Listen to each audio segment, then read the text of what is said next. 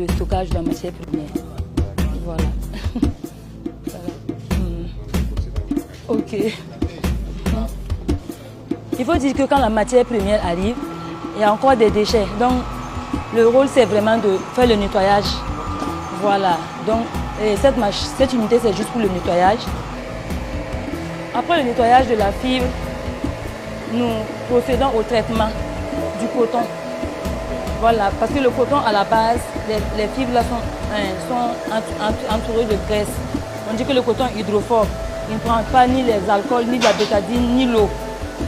Donc le rôle, c'est vraiment d'enlever tout ce qui est graisse et le nettoyer pour qu'il soit apte maintenant à l'usage médical. Voilà, donc on traite ça dans cette machine-là, appelée autoclave, à 120 degrés pendant 8 heures.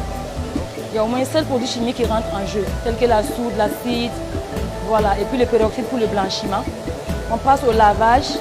Après le lavage, on a la machine qui presse. Voilà. Voilà, donc ça enlève vraiment tout l'eau. Il n'y a plus d'eau qui reste. Voilà, il n'y a plus d'eau. Et on a fini le traitement du coton. Voilà. Voilà. Ici, c'est vraiment pour sécher le coton et puis le stocker. Voilà. C'est le four, voilà, c'est le four.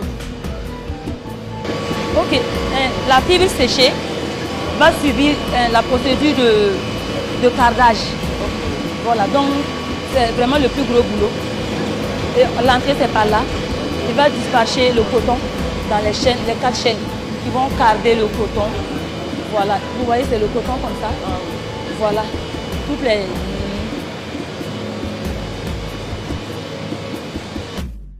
À la fin, nous avons le coton cardé. Voilà. Dès que le produit fini sort, on décide maintenant du conditionnement, où on fait les petits conditionnements pour les pharmacies, les domiciles, les conditionnements domestiques à la maison, ou bien on fait les cotons en rouleau pour les conditionnements hospitaliers.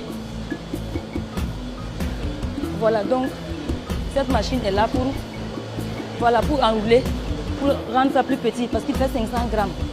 Il ne va pas trop prendre de l'espace. Après ça, maintenant, on passe à l'empaquetage. Donc, on a l'équipe de pesage et de collage pour les dames. Voilà. Ici, maintenant, c'est le gros conditionnement pour les hôpitaux. L'emballage se fait comme ça et on passe maintenant. En tout cas, les différents produits finis sont là. Voilà.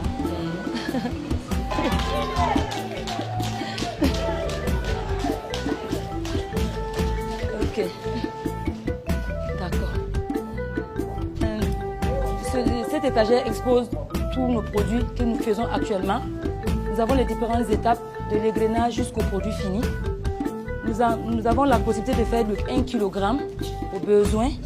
Il y a des structures qui demandent le 1 kg qui est plus gros. Et tout à l'heure, je vous ai montré un peu le 500 grammes.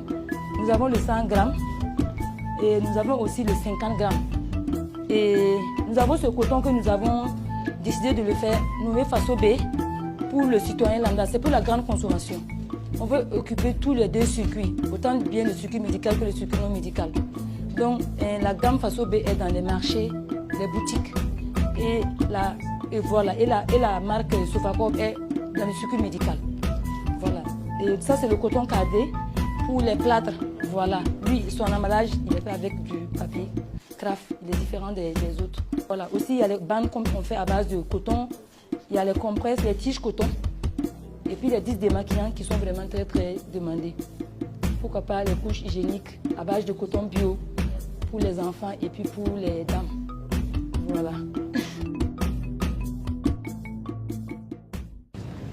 Qu'il me soit permis de saisir cette belle opportunité qui m'est offerte pour adresser mes sincères remerciements à mon président, chef de l'État, pour l'honneur qu'il nous a fait en se rendant ici aujourd'hui et lui traduire toute notre reconnaissance et notre profonde gratitude ainsi qu'à toute la délégation qui l'accompagne. Excellence, Monsieur le Président du Faso, votre engagement envers notre nation et grâce à votre soutien, la Sofacorp renaît avec une volonté ferme de transformer et de valoriser nos matières premières locales. Nous nous engageons à vous accompagner dans le noble combat que vous menez, dans l'élan d'industrialiser le Burkina Faso et surtout de mettre à votre disposition, à la disposition de notre population, des produits de qualité. Il est vrai que nous ne pouvons pas tous être au front pour libérer notre pays, mais chacun dans son domaine d'activité doit se donner les moyens d'accompagner notre pays pour sa souveraineté et pour un développement global pour notre patrie.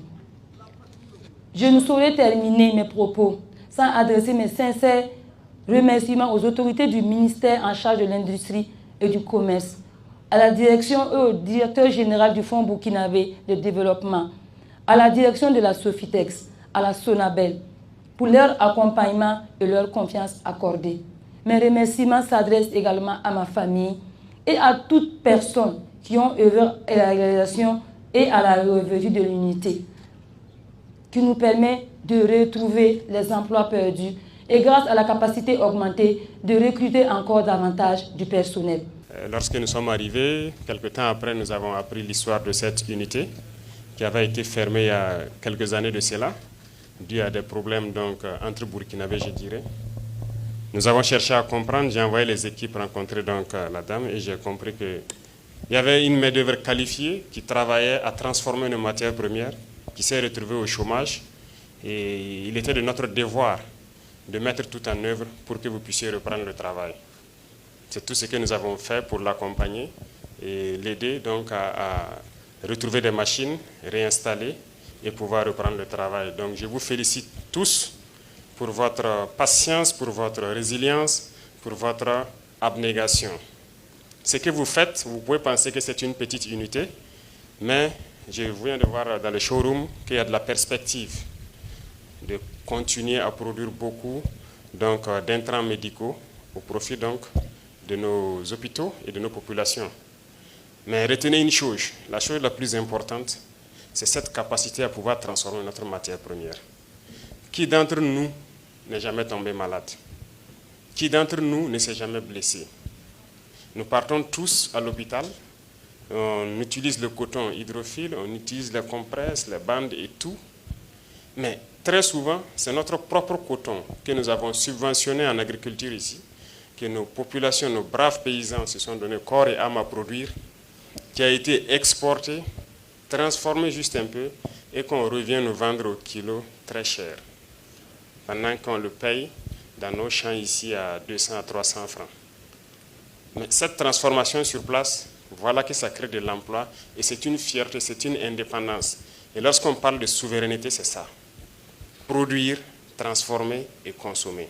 Et bientôt, c'est nous qui allons exporter ce coton hydrophile, ces compresses, ces bandes, s'il plaît à Dieu. C'est tout ce que nous demandons et nous voulons que tout le monde puisse se lancer dans l'industrialisation.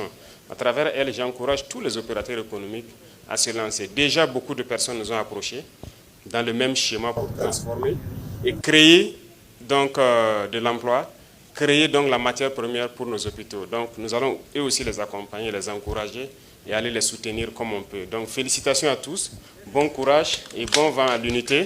De nouveau, je vous souhaite d'être très résilients, de donner le meilleur de vous-même pour que ça grandisse. Que dans 5 ans, si on revient, qu'on ne reconnaisse pas le lieu, que vous soyez très grand et très bien posé au Burkina Faso. Merci beaucoup, que Dieu vous accompagne.